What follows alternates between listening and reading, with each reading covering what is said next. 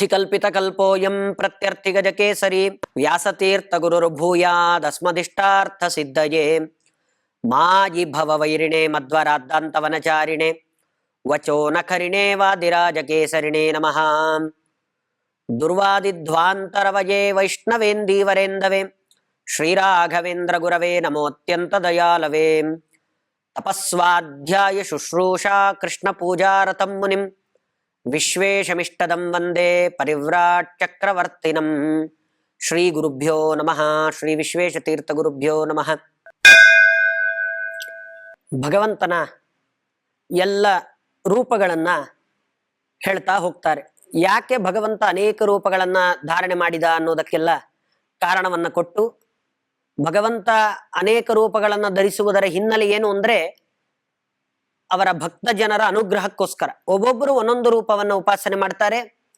ಆ ಒಂದೊಂದು ರೂಪದಿಂದ ಉಪಾಸನೆ ಮಾಡಬೇಕಾಗಿದ್ರೆ ಏನೇನ್ ಮಾಡಿದ್ದಾನೆ ಭಗವಂತ, ಆ ರೂಪದಿಂದ ಏನ್ ಮಾಡಿದ್ದಾನೆ ಪ್ರಧಾನ ಕಾರ್ಯ ಅನ್ನೋದನ್ನ ಚಿಂತನೆ ಮಾಡ್ತಾ, ಹೀಗೆ ಭಗವಂತ ನಮ್ಮನ್ನ ಕಾಪಾಡಿದ ಅಂತ ನಾವು ಚಿಂತನೆಯನ್ನ ಮಾಡಬೇಕು ಅನ್ನೋದಕ್ಕೋಸ್ಕರ ಭಗವಂತ ಅನೇಕ ರೂಪಗಳನ್ನ ತಗೊಂಡಿದ್ದು ಬಿಟ್ರೆ ಅವನಿಗೆ ಸಾಮರ್ಥ್ಯ ಇಲ್ಲ, ಅವನು ಒಂದೇ ರೂಪದಿಂದಲೇ ಎಲ್ಲವನ್ನ ಮಾಡ್ಲಿಕ್ಕೆ ಆಗ್ತಾ ಇರಲಿಲ್ಲ ಅನ್ನುವ ಉದ್ದೇಶದಿಂದ ಭಗವಂತ ಅನೇಕ ರೂಪಗಳನ್ನ ತಗೊಂಡಿದ್ದಲ್ಲ. ಅಷ್ಟೇ ಅಲ್ಲದೆ ಭಗವಂತ ಯಾವ ಪ್ರಯೋಜನವೂ ಇಲ್ಲದೆ ರೂಪಗಳನ್ನು ತಗೊಂಡಿದ್ದು ಅಂತನೂ ಅಲ್ಲ. ಅಂದ್ರೆ ಈ ರೂಪ ಯಾಕೆ ತಗೊಳ್ಬೇಕಾಗಿತ್ತು, ಈ ರೂಪ ತಗೊಳ್ಳುವ ಅವಶ್ಯಕತೆ ಇರಲಿಲ್ಲ ಅಂತೆಲ್ಲ ಪ್ರಶ್ನೆ ಬಂದ್ರೆ ಅದಕ್ಕೂ ಎಲ್ಲ ಸ್ಪಷ್ಟವಾಗಿ ಉತ್ತರಗಳನ್ನು ಕೊಡ್ತಾರೆ. ಇದೇ ರೂಪವನ್ನ ತಗೊಂಡಿದ್ ಯಾಕೆ ಭಗವಂತ ಅನ್ನೋದಕ್ಕೂ ಅದಕ್ಕೆ ಪರಿಪೂರ್ಣವಾದ ಪ್ರಯೋಜನ ಅದೆಯಾ. ಪ್ರಯೋಜನ ಮತ್ತು ಅದು ಭಗವಂತನಿಗಲ್ಲ, ಪ್ರಯೋಜನ ಇದೆ. ಈ ರೂಪವನ್ನ ಧಾರಣೆ ಮಾಡಿದ್ದಕ್ಕೂ ಪ್ರಯೋಜನ ಇದೆ ಅಂದ್ರೆ ಪ್ರಯೋಜನ ಯಾರಿಗಿದೆ? ಅದು ನಮಗೆ ಇರೋದು. ನಮಗೆ ದೇವತೆಗಳಿಗೆ ಉದ್ಧಾರಕ್ಕೋಸ್ಕರವಾಗೇ ಆ ಪ್ರಯೋಜನ ಇರೋದು ಬಿಟ್ರೆ ಸ್ವಪ್ರಯೋಜನ ಅಂತ ಭಗವಂತನಿಗೆ ಯಾವುದೂ ಇಲ್ಲ. ಅವನಿಗೇನೋ ಇದರಿಂದ ಉಪಕಾರ ಆಯ್ತು ಅಂತ ಇಲ್ವೇ ಇಲ್ಲ. ಅದನ್ನು ಹೇಳ್ತಾ ಅವ್ರು ಹೇಳ್ತಾರೆ, ಅಮರೇಂದ್ರ ವೈರಿ ಭುಜದಂಡ ಮಂಡಲ ಪ್ರತಿಕರ್ಷ ಪುಷ್ಕರ ಪತದ್ಧರೋದ್ರುತಿ ವಿದದೇವರಾಹ ವಪುಷಾ ಮುನೋರ್ಮಿಮತ್ಸೃತಿ ಸಿಂಧು ಕಚ್ಚ ಪತಯಾಪ್ತ ರಕ್ಷಿಣ. ಭಗವಂತ ಅಮರೇಂದ್ರ ವೈರಿ ಭುಜದಂಡ ಮಂಡಲ ಪ್ರತಿಕರ್ಷ ಪುಷ್ಕರ ಪತದ್ಧರೋದ್ರುತಿ. ಧರ ಉದ್ರುತಿ. ಧರ ಅಂದ್ರೆ ಭೂಮಿ, ಆ ಧರೆಯನ್ನ ಉದ್ರುತಿ ಮೇಲಕ್ಕೆ ಎತ್ತುತ್ತಾನೆ ಭಗವಂತ. ಭಗವಂತ ಭೂಮಿಯನ್ನ ಮೇಲಕ್ಕೆ ಎತ್ತಿದ್ದು ಯಾವಾಗ? ವರಾಹ ರೂಪದಿಂದ ಭಗವಂತ ಈ ಕೆಲಸವನ್ನ ಮಾಡಿದ. ವರಾಹ ರೂಪದಿಂದ ಭಗವಂತ ಮೇಲಕ್ಕೆ ಯಾಕೆ ಎತ್ತುತ್ತಾನೆ ಅಂದ್ರೆ ಅದಕ್ಕೆ ಹೇಳ್ತಾರೆ, ಅಮರೇಂದ್ರ ವೈರಿ ಭುಜದಂಡ ಮಂಡಲ ಪ್ರತಿಕರ್ಷ ಪುಷ್ಕರ. ಯಾರು? ಹಿರಣ್ಯಾಕ್ಷ. ಹಿರಣ್ಯಾಕ್ಷ ಹಿರಣ್ಯಕಶಿಪು ಅಂತ ಬಹಳ ಪ್ರಸಿದ್ಧ ಇಬ್ರು ದೊಡ್ಡ ದೊಡ್ಡ ದೈತ್ಯರು.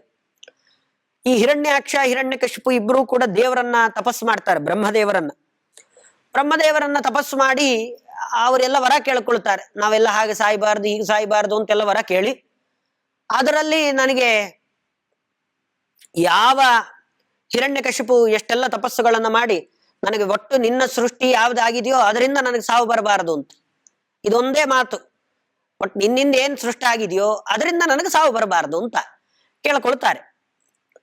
ಇವನು ಬ್ರಹ್ಮದೇವರನ್ನ ಕುರಿತು ಒಳ್ಳೆ ತಪಸ್ಸು ಮಾಡಿ ಬೇಕಾದಷ್ಟು ಶಕ್ತಿಯನ್ನು ಸಂಪಾದನೆ ಮಾಡಿರ್ತಾನೆ. ಇವನೇನ್ ಮಾಡ್ತಾನೆ, ನನಗೆ ಅತಿ ಹೆಚ್ಚು ಸಾಮರ್ಥ್ಯ ಇರೋದು ಹಿರಣ್ಯಾಕ್ಷನಿಗೆ. ಆ ಹೆಸರು ಬಹಳ ಚೆನ್ನಾಗಿದೆ, ಅವನ ಹೆಸರು ಹಿರಣ್ಯಾಕ್ಷ ಅಂತ. ಅಕ್ಷ ಅಂದ್ರೆ ಸಂಸ್ಕೃತದಲ್ಲಿ ಕಣ್ಣು.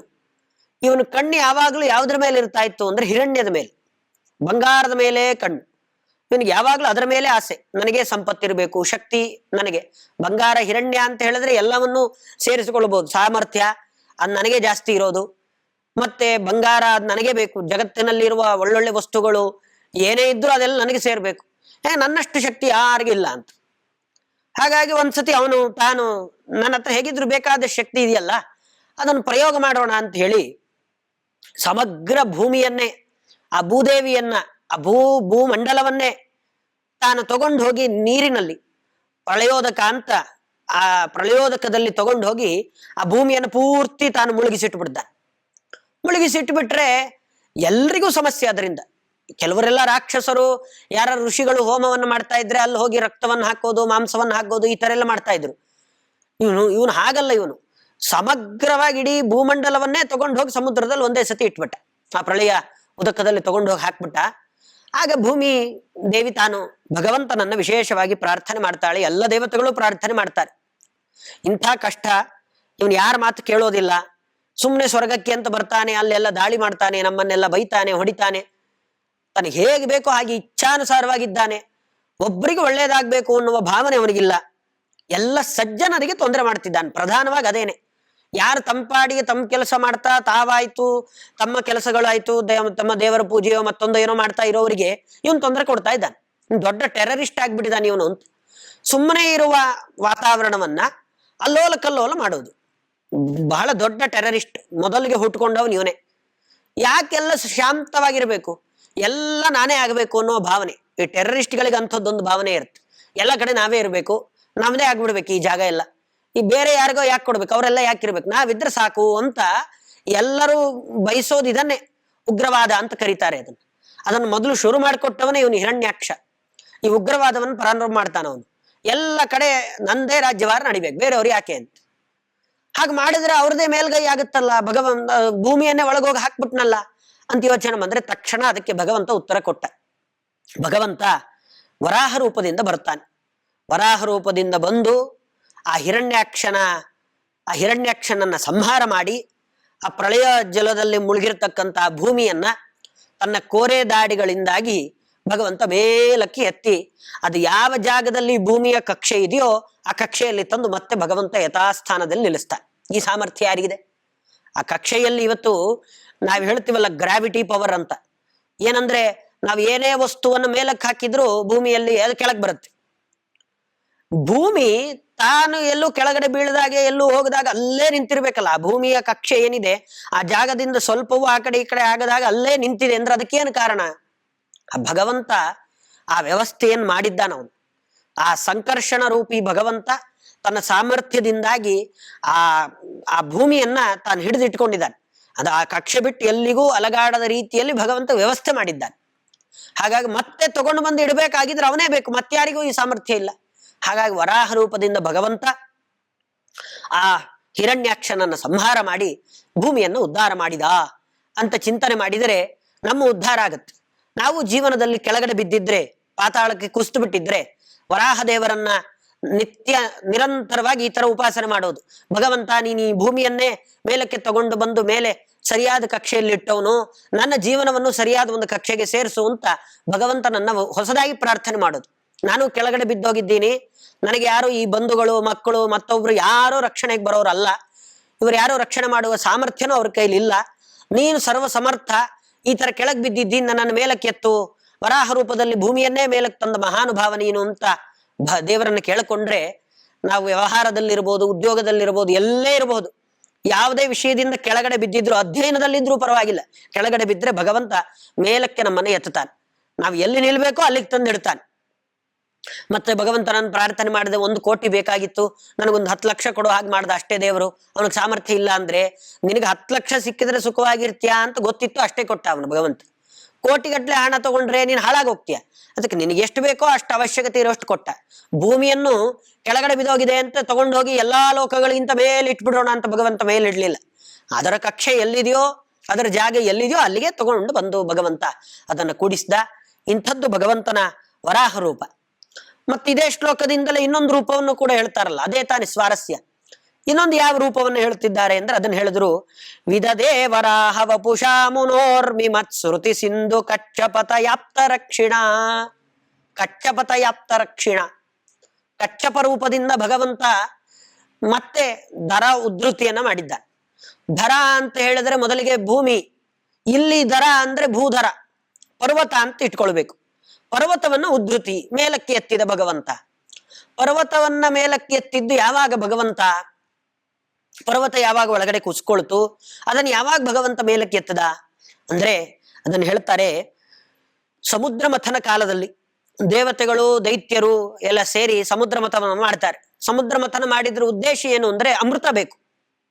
ಅಮೃತ ಪಾನ ಮಾಡಿಬಿಟ್ರೆ ನಾವು ಸಾಯೋದೇ ಇಲ್ಲ, ನಮಗೆ ಸಾವೇ ಇಲ್ಲ, ಅದಕ್ಕೋಸ್ಕರ ಅಮೃತ ಕುಡಿಬೇಕು ಅಂತ ದೇವತೆಗಳು ದೈತ್ಯರು ಅಂದ್ರ ಆ ದೊಡ್ಡ ಮಂದರ ಪರ್ವತವನ್ನ, ಆ ಕ್ಷೀರ ಸಮುದ್ರ, ಸಮುದ್ರ ಅಂದ್ರೆ ನಾವೆಲ್ಲ ನೋಡೋ ಸಮುದ್ರ ಅಲ್ಲ, ಪೂರ್ತಿ ಹಾಲಿನದ್ದೇ ಸಮುದ್ರ, ಆ ಸಮುದ್ರದ ಮಧ್ಯಕ್ಕೆ ಮಂದರ ಪರ್ವತವನ್ನ ಎತ್ಕೊಂಡು ಬರ್ತಾರೆ. ಎತ್ಕೊಂಡ್ಬರ್ಲಿಕ್ಕೆ ಅವ್ರ ಕೈಲೂ ಸಾಧ್ಯ ಆಗೋದಿಲ್ಲ. ಆ ಪರ್ವತವನ್ನ ಎಲ್ಲಾ ದೇವತೆಗಳು ದೈತ್ಯರು ಸೇರಿದ್ರು ಮಂದರ ಪರ್ವತವನ್ನು ಎತ್ಕೊಂಡ್ಬರ್ಲಿಕ್ಕೆ ಆಗೋಲ್ಲ. ಕೊನೆಗೆ ಅಲ್ಲಿಯೂ ಭಗವಂತನೇ ಬೇಕು. ಭಗವಂತನೇ ತಾನೇ ಆ ಮಂದರ ಪರ್ವತವನ್ನ ಎತ್ಕೊಂಡು ಬಂದು ಸಮುದ್ರದ ಮಧ್ಯದಲ್ಲಿ ಇಟ್ಕೊಟ್ಟಿರ್ತಾನೆ. ಇವರು ಸಮುದ್ರದ ಮಧ್ಯದಲ್ಲಿಟ್ಟು ಅದಕ್ಕೆ ವಾಸುಕಿ ಅದನ್ನು ಸುತ್ತುತ್ತಾರೆ. ವಾಸುಕಿ ಎನ್ನುವ ಹಾವು ಅದನ್ನು ಸುತ್ತಿ ಆ ದೈತ್ಯರು ಮತ್ತೆ ದೇವತೆಗಳು ಇಬ್ರು ಮಥನ ಮಾಡ್ಲಿಕ್ಕೆ ಶುರು ಮಾಡ್ತಾರೆ, ಕಡಿಯೋದು. ಅದನ್ನು ಕಡ್ದಾಗ ಆ ಕಡ್ದು ಅದರಿಂದ ಬೆಣ್ಣೆ ಯಾವ ರೀತಿಯಾಗಿ ಮೊಸರನ್ನ ಕಡಿದ್ರೆ ಬರುತ್ತೋ ಆ ರೀತಿಯಾಗಿ ಈ ಸಮುದ್ರ, ಆ ಕ್ಷೀರ ಸಮುದ್ರವನ್ನ ಕಡಿದ್ರೆ ಅಪೂರ್ವವಾದಂತಹ ವಸ್ತುಗಳೆಲ್ಲ ಮೇಲಕ್ಕೆ ಬರುತ್ತೆ. ಅದರಲ್ಲಿ ಕೊನೆಗೆ ಅಮೃತವೂ ಕೂಡ ಮೇಲಕ್ಕೆ ಬರುತ್ತೆ. ಈ ಉದ್ದೇಶದಿಂದ ಎಲ್ಲ ಕಡಿಲಿಕ್ಕೆ ಪ್ರಾರಂಭ ಮಾಡ್ತಾರೆ. ಭಗವಂತನೇ ಮಂದರ ಪರ್ವತವನ್ನ ತಂದಿಟ್ಕೊಟ್ಟಿರ್ತಾನೆ. ಆದ್ರೆ ನೀರಿನ ಮೇಲೆ ಪರ್ವತ ನಿಲ್ಬೇಕಲ್ಲ, ಎಲ್ಲಿಂದ ನಿಲ್ಲಿಕ್ ಸಾಧ್ಯ? ಒಂದು ದೊಡ್ಡ ಕಲ್ಲನ್ನ ತಗೊಂಡು ಬಂದು ನೀರ್ ಮೇಲೆ ಇಟ್ರೆ ಅದು ಹಾಗೆ ಮುಳುಗೋಗುತ್ತೆ. ಅದು ಹಾಗೆ ನಿಲ್ಬೇಕಾಗಿದ್ರೆ ಅದಕ್ಕೆ ಭಗವಂತನ ವಿಶೇಷ ಅನುಗ್ರಹ ಬೇಕು. ಲೋಕದಲ್ಲಿ ಇದು ನಡೀತಾನೆ ಇಲ್ಲ. ಕಲ್ಲು ತಗೊಂಡೋಗಿಟ್ರೆ ಅದು ಮುಳುಗತ್ತೆ. ನಿಲ್ಬೇಕು ಅಂದ್ರೆ ಭಗವಂತನ ಅನುಗ್ರಹಕ್ಕೆ ಪಾತ್ರರಾಗಿರ್ಬೇಕು ಆ ಕಲ್ಲು. ಭಗವಂತ ತಾನು ಇಚ್ಛೆ ಪಟ್ರೆ ಏನ್ ಬೇಕಾದ್ರೂ ಮಾಡ್ಲಿಕ್ಕೆ ತನಗೆ ಸಾಮರ್ಥ್ಯ ಇದೆ. ಇಲ್ಲಿ ಆ ಪರ್ವತವನ್ನ ತಗೊಂಡ್ಬಂದಿಟ್ಟು ಕಡಿಲಿಕ್ಕೆ ಪ್ರಾರಂಭ ಮಾಡಿದ್ರೆ ಪರ್ವತ ಒಳಗಡೆ ಹೋಗ್ತಾ ಇದೆ. ಸರಿ, ಮತ್ತೆ ಎಲ್ಲಾ ದೇವತೆಗಳು ದೈತ್ಯರು ಸೇರಿ ಮತ್ತೆ ಅದೇ ಭಗವಂತನನ್ನೇ ಪ್ರಾರ್ಥನೆ ಮಾಡ್ತಾರೆ. ನೀನೇ ಬರಬೇಕು, ನಮ್ಮ ಕೈಲಿ ಆಗೋದಿಲ್ಲ. ನಮ್ಮ ಕೈಲಿ ಏನ್ ಸಾಮರ್ಥ್ಯ ಇದೆ? ಪರ್ವತ ಎತ್ಕೊಂಡ್ಬರೋ ಸಾಮರ್ಥ್ಯನೇ ನಮಗಿಲ್ಲ. ಇನ್ನು ಈ ಪರ್ವತ ಮುಳುಗದೆ ಇರುವ ಹಾಗೆ ಯಾರು ತಡಿಬೇಕು?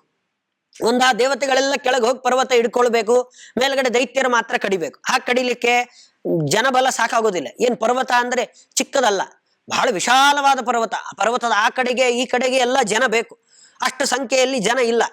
ಹಾಗಾಗಿ ಮತ್ತೆ ಮೇಲ್ಗಡೆಗೆ ಈ ದೇವತೆಗಳೇ ಬರಬೇಕು, ಕೆಳಗಡೆ ದೈತ್ಯರು ಹೋದ್ರೆ ಮತ್ತೆ ಪರ್ವತವನ್ನ ಕಡಿಲಿಕ್ಕೆ ಆಗೋದಿಲ್ಲ.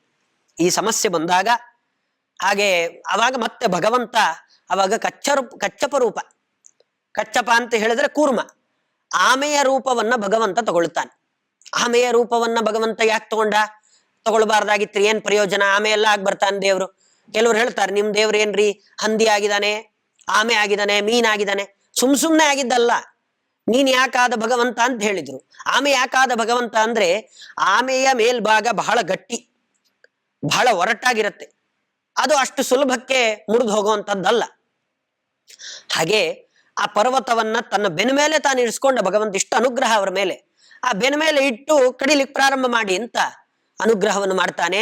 ಈ ಧರೋದ್ಧೃತಿ, ಒಳಗಡೆ ಮುಳುಗುತ್ತಾ ಇರುವ ಸಮುದ್ರದ ಒಳಗಡೆ ಮುಳುಗು ಹೋಗುವ ಮಂದರ ಪರ್ವತವನ್ನ ಭಗವಂತ ತಾನು ತನ್ನ ಬೆನ್ನ ಮೇಲೆ ಇಟ್ಕೊಂಡು ಎಲ್ಲ ದೇವತೆಗಳಿಗೆ ಅಮೃತವನ್ನ ಸಿಗುವ ರೀತಿಯಲ್ಲಿ ಭಗವಂತ ಅನುಗ್ರಹವನ್ನ ಮಾಡಿದ್ದಾನೆ ಅಂತ ಈ ಎರಡನ್ನ ಉಪಾಸನೆ ಮಾಡಬೇಕು. ವರಾಹ ರೂಪವನ್ನ ಉಪಾಸನೆ ಮಾಡಿದರೆ ನಾವು ಉದ್ಧಾರ ಆಗ್ತೀವಿ. ಇದನ್ನ ಯಾವ ರೀತಿಯಾಗಿ ಉಪಾಸನೆ ಮಾಡಬೇಕು ಅಂದ್ರೆ ಅದಕ್ಕೆ ಅವ್ರು ಹೇಳಿದ್ರು, ವಿದದೇ ವರಾಹ ವಪುಷಾ ಮುನೋರ್ಮಿ. ಊರ್ಮಿ ಅಂದ್ರೆ ಬೇಕಾದಷ್ಟು ಅಲೆಗಳ ರಭಸ. ಅದರಿಂದ ನಾವು ದಿನ ಹೊಡೆಸ್ಕೊಳ್ತಾ ಇರ್ತೀವಿ.